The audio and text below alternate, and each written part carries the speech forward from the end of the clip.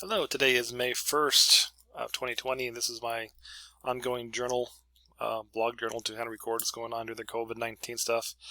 I actually have a title for today's video, is that the truth is stranger than fiction. So when I wrote my last book, National Bestseller, it was based on some civil unrest, based on some, in my case, it was the book was about oil prices and stuff like this. Interesting to see how civil unrest plays out in real life. And some of the scenarios I imagined for my book, I thought, nah, it's too unbelievable. But they're playing out in today's society right now, which I'll get to in just a second. So just for the update for today, again, according to John Hopkins, where I've been getting my data from every single day, the confirmed cases, and I'm recording this about 8 o'clock on 8 p.m. on the 1st. Confirmed cases in America is now just shy of 1,100,000. The deaths were at 64,500. The two states I've been looking at and kind of tracking are New York, which now has 308,000, and my home state of North Carolina, which now has 11,000.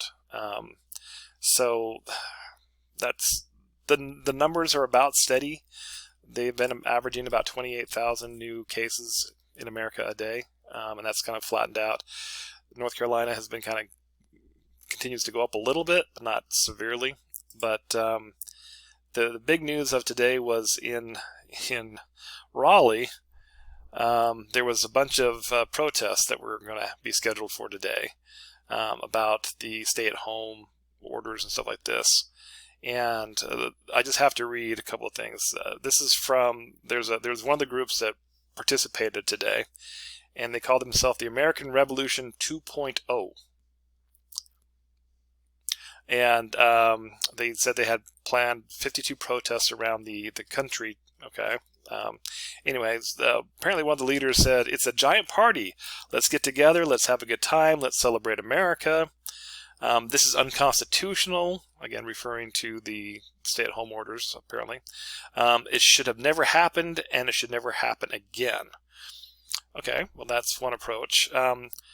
But the one thing that is that I found to be the most flabbergasting, and the thing that's just a little unbelievable, is the group is part of an anti-government movement that feels their First Amendment rights are being violated.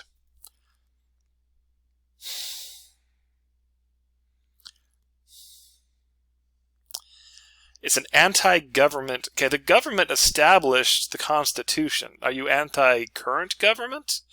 I mean, that's just the very phrasing of that is, I don't know.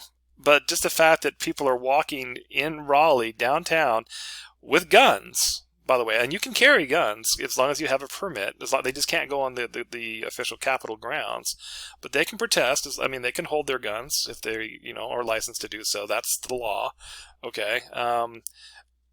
I'm not sure exactly what they're trying to accomplish. I mean, again, I know there's a lot of people that don't believe this to be real. This is, if it's not real, this is a pretty big hoax. And what's the purpose behind it? I'm not even going to go down that road. What I am doing is being grateful that my family and I have been very blessed during this time. No one that I know of personally has been gotten, officially, sick from this. It's impacted a lot of people's lives. It's not been fun, for sure. It's been a big, huge challenge with my job, and we are just now finishing the semester, and boy, oh boy, oh boy, are we dealing with a lot of student issues. Because about halfway through the semester, we went from teaching face-to-face classes to online classes. And we have a lot of students now that are just appearing out of the woodwork saying, "Hey, for the last 6 weeks, I haven't had any computer access. It's amazing how they found computer access the last day of class." We're working with them one-on-one, figuring out what the best thing to do to help them. Unfortunately, there are really some students who need the help, and absolutely things have happened that are completely out of their control, and we need to do whatever we can to help them. The sad part about that is because we put these measures into place, there are those who are going to manipulate them and use them for their own gain, so because they're lazy and don't want to do the work, or whatever reason is. They don't really have an excuse aside from just not doing it. But we're not going to punish those who need the help for those who are going to try to manipulate it, because frankly, those who are going to manipulate the system, they're not really learning what they're supposed to be learning. It's just hurting them in the long run is what it's doing. Anyway, so that's my little update for today, and we'll see how May turns out. All right, all done.